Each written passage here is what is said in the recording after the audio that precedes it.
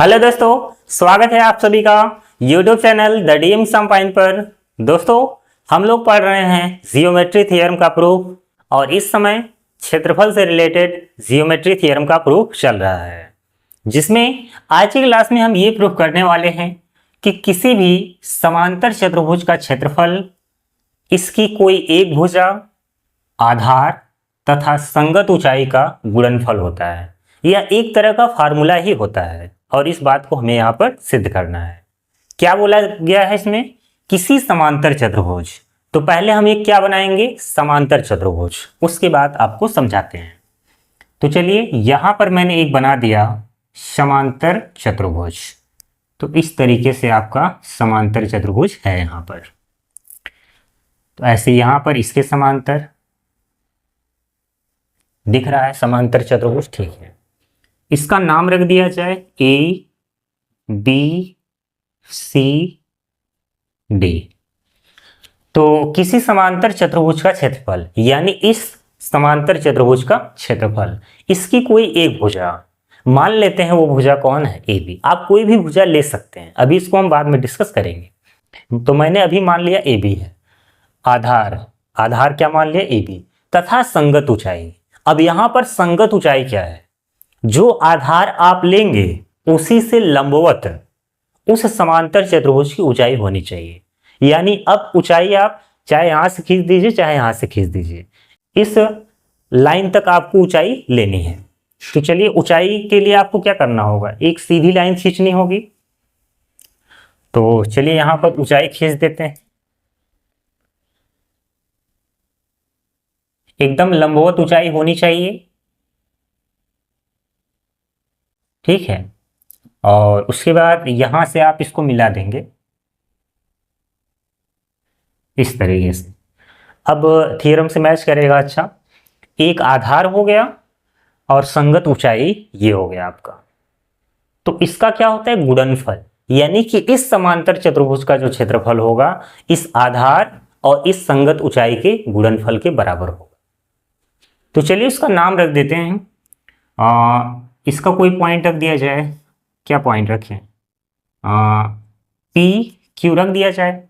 एक वहां से भी खींच दीजिए। हमें यहां पर एक चतुर्भुज की और आवश्यकता पड़ेगी, तो ऐसे यहां पर भी लंबवत रहेगा। तो चलिए, ये हो गया आपका। तो इस तरीके से ये आपका लंबवत है, तो आप ऐसे बना सकते हैं। ऐसे यहां पर भी ये लंबवत ही है, ठीक है। तो अब देखिए, जो मान पता है उसको लिखेंगे आप। दिया है। क्या पता है? कि ए बी सी डी एक समांतर चतुर्भुज है। ए बी ऐसे लिखिए, चतुर्भुज ए बी सी डी समांतर चतुर्भुज है। ए बी सी डी कैसा चतुर्भुज है? समांतर चतुर्भुज है। और क्या पता है? इसमें समांतर चतुर्भुज की ऊंचाई क्या है? ए पी मैंने माना है, और आधार क्या है? A B. तो चलिए, सिद्ध करना है।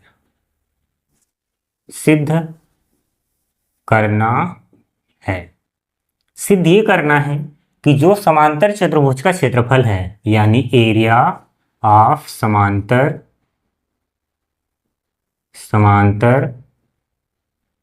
चतुर्भुज, यानी कि जो क्षेत्रफल समांतर चतुर्भुज किसका है? ए बी सी डी, वो बराबर होगा किसके? आधार, एक आधार क्या है यहां पर? ए बी इंटू गुणनफल संगत ऊंचाई, इसी आधार की संगत ऊंचाई में। चलिए इसको पॉइंट क्यू मान लेते हैं। चाहे आप ऊंचाई ए पी ले लीजिए, चाहे आप बी क्यू। तो चलिए मैं मान लेता हूं ए पी है आपका। ये चीज आपको सिद्ध करना है। और यहां पर रचना किया गया है। रचना क्या है? कि जैसे ये तो संगत ऊंचाई है, तो इसको भी मैंने लंबवत खींचा है, और ये समांतर पहले से ही है। तो ये जो चतुर्भुज बन रहा है ए बी क्यू पी, यह एक आयत को प्रदर्शित करेगा। तो यहां पर रचना क्या है? चतुर्भुज A B Q P. A B Q P एक आयत है, आयत है। या फिर ऐसे भी लिख सकते हैं कि ए बी के संगत ऊंचाई ए पी व बी क्यू खींचा। बात देखिए, बाद में रचना हो आयत हो जाएगा वो। अब यहां पर आप लिखेंगे उपपत्ति, उपपत्ति। अब देखिए इस चीज को कैसे लाया जाए, बहुत ही आसानी से आ जाएगा। अभी थियरम हम पढ़ रहे हैं समांतर चतुर्भुज से रिलेटेड, और जिसमें मैंने एक थियरम पढ़ाया है कि अगर एक ही आधार पर दो समांतर रेखाओं के बीच समांतर चतुर्भुज बना दिए जाए तो उनका क्षेत्रफल क्या होता है? बराबर।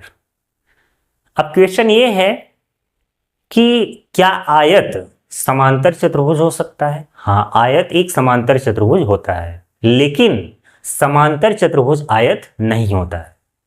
तो यहां पर चतुर्भुज ए बी क्यू पी एक आयत को प्रदर्शित करता है, और आयत क्या होता है? एक समांतर चतुर्भुज होता है। तो पहले आप यही लाइन लिख लीजिए, चूंकि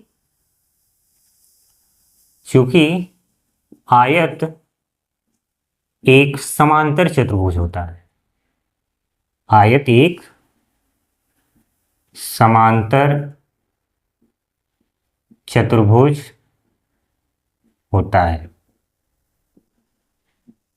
इसलिए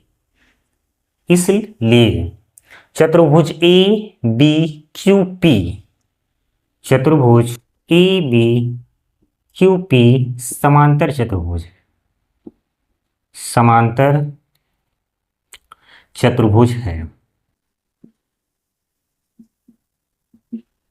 ठीक है, आयत एक समांतर चतुर्भुज होता है, इसलिए ये जो क्वाड्रिलेटरल है ये क्या हो जाएगा? समांतर चतुर्भुज हो जाएगा।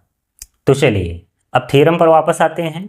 एक ही आधार और दो समांतर रेखाओं के बीच बने समांतर चतुर्भुजों के क्षेत्रफल बराबर होते हैं। अब उस थ्योरम को पहले लिखेंगे, उसके बाद फिर नोट डाउन करेंगे। चूंकि एक ही आधार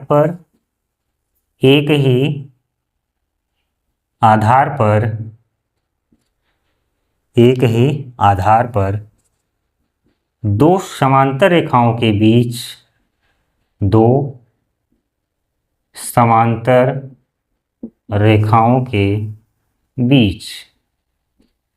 बने समांतर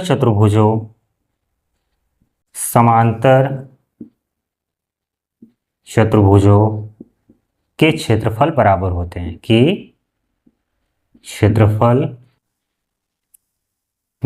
होते हैं,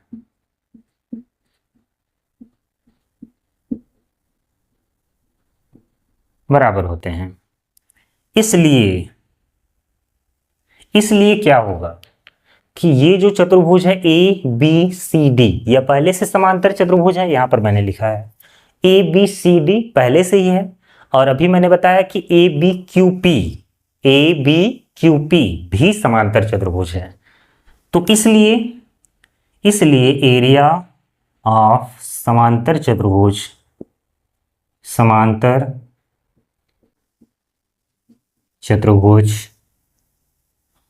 क्या नाम है इसका? ए बी सी डी बराबर होगा एरिया ऑफ चतुर्भुज, या ऐसे लिख दीजिए आयत ए बी क्यू पी। ठीक है, समीकरण number first A B Q P हो गया। अब बात कर लेते हैं कि आयत का क्षेत्रफल वास्तव में होता क्या है। आयत का क्षेत्रफल होता है लंबाई इंटू चौड़ाई। इसको अलग से लिख लीजिए, आयत का ऐसे लिख लीजिएगा ना, चूंकि आयत का क्षेत्रफल, जो मेन फार्मूला होता है आयत के लिए हम यूज करते हैं, आयत का क्षेत्रफल होता है लंबाई इंटू चौड़ाई। ठीक है, ये मेन फार्मूला है। तो अब यहां से लंबाई और चौड़ाई कोई भी ले लीजिए, कोई दिक्कत नहीं है। तो लंबाई क्या मान सकते हैं? ए बी, इंटू चौड़ाई क्या मानेंगे तब, चाहे तो एपी मान लीजिए या फिर बी क्यू। तो हमने एपी लिखा है तो एपी लिख लीजिए, एपी। तो ये आयत का क्षेत्रफल हो गया। तो जहां आयत का क्षेत्रफल है इसको हटाकर ये लिख सकते हैं, इसको कोई दिक्कत नहीं है, मानने की जरूरत नहीं है। इसलिए इसलिए एरिया एरिया ऑफ समांतर चतुर्भुज, समांतर चतुर्भुज, एरिया समांतर चतुर्भुज ABCD, ABCD बराबर क्या होगा, AB इंटू AP। और यही आपको क्या करना था, सिद्ध करना था। तो लास्ट में लिख दीजिएगा यहाँ पर इति सिद्धम। ये बहुत ही छोटा सा थ्योरम था, इसमें एक फार्मूला का डेरिवेशन था एक तरह से, कि कोई भी समांतर चतुर्भुज हो तो उसका एरिया क्या होता है। तो अब याद रख लीजिएगा कि किसी भी समांतर चतुर्भुज का क्षेत्रफल होता है आधार इंटू शीर्षलंब, इस संगत शीर्षलंब बोला करिए, या फिर कहिए मैं अलग से इसका फार्मूला लिख दूं यहीं पर। इसको थोड़ा सा इधर साइड में लिखते हैं, इति सिद्धम। अगर आपसे कोई फार्मूला पूछे कि बताइए समांतर चतुर्भुज का क्षेत्रफल क्या होता है, तो आप क्या फार्मूला बताएंगे, लिख लीजिए समांतर चतुर्भुज का क्षेत्रफल, समांतर चतुर्भुज का क्षेत्रफल बराबर आधार, या फिर चलिए पूरा कर देते हैं, क्षेत्रफल बराबर आधार इंटू संगत शीर्षलंब। ये फार्मूला आप हमेशा के लिए याद रखिएगा, ठीक है। तो समांतर चतुर्भुज का क्षेत्रफल क्या होता है, आधार इंटू शीर्षलंब। अगर कोई भी समांतर चतुर्भुज हो उसमें आधार दिया हो और संगत शीर्षलंब दिया हो तो उनका एरिया कैसे निकालेंगे, आधार इंटू कर देंगे संगत शीर्षलंब से, तो दोनों का एरिया आ जाएगा। आयत का क्षेत्रफल होता है लंबाई इंटू चौड़ाई, समांतर चतुर्भुज का क्षेत्रफल होता है आधार इंटू शीर्षलंब। अब बात यह है कि क्या यह फार्मूला वर्ग में भी काम करेगा, हाँ करेगा। वर्ग का क्षेत्रफल होता है भुजा स्क्वायर, तो वहां पर आधार इंटू संगत शीर्षलंब यूज कर सकते हैं। क्यों, क्योंकि वर्ग एक समांतर चतुर्भुज है। क्या यह फार्मूला आयत में काम करेगा, हाँ। क्यों, क्योंकि आयत भी एक समांतर चतुर्भुज है, तो वहां पर भी यह फार्मूला यूज कर सकते हैं। क्या यह फार्मूला समचतुर्भुज में भी काम करेगा, हाँ, क्योंकि समचतुर्भुज एक समांतर चतुर्भुज है, तो वहां पर भी यह फार्मूला काम करेगा। और समांतर चतुर्भुज तो यह है, एक होता है समलंब चतुर्भुज, तो बताया था मैंने कि उसमें कोई फार्मूला किसी का काम नहीं करेगा क्योंकि वो किसी के सिमिलर में नहीं होता है। तो ये फार्मूला चार चतुर्भुज ऐसे हैं जिनमें आप यूज कर सकते हैं। ये फार्मूला वर्ग में भी यूज हो जाएगा, आयत में यूज होगा, समचतुर्भुज में और समांतर चतुर्भुज में। वैसे तो हम वर्ग का फार्मूला एरिया में क्या लगाते हैं, भुजा स्क्वायर, क्योंकि वहाँ चारों भुजाएं बराबर होती हैं तो भुजा स्क्वायर हो जाता है, लंबाई इंटू चौड़ाई सब बराबर ही होते हैं वहाँ पर। तो किसी भी तरीके से करिए आंसर सेम आएगा। तो चलिए, आज की क्लास कैसी लगी कमेंट बॉक्स में ज़रूर बताइएगा। मिलते हैं अगली क्लास में। जय हिंद, जय भारत।